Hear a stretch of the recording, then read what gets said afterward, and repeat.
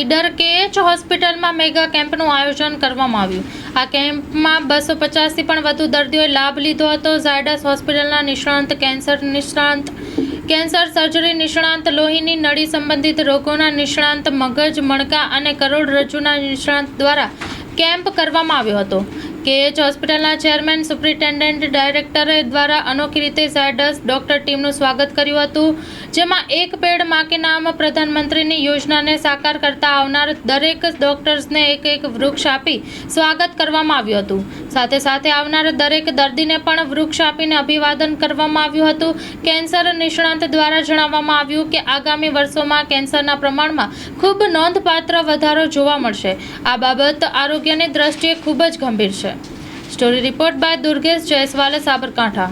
આપણા માટે એક મહત્વની વસ્તુ છે કે અમદાવાદની ઝાયડસ હોસ્પિટલના ડોક્ટર્સ અત્યારે આપણી અહીંયા તમારા સેવા માટે ઉપલબ્ધ રહ્યા છે.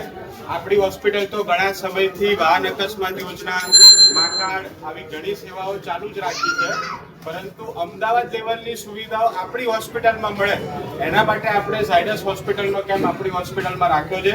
તો ઝાયડસ હોસ્પિટલના અત્યંત બિઝી ડોક્ટર્સ અત્યારે એમનો સમય કાઢીને તમારી સેવા માટે અહીંયા ઉપસ્થિત રહ્યા છે. તો જોરદાર તાળીઓ સાથે આપણે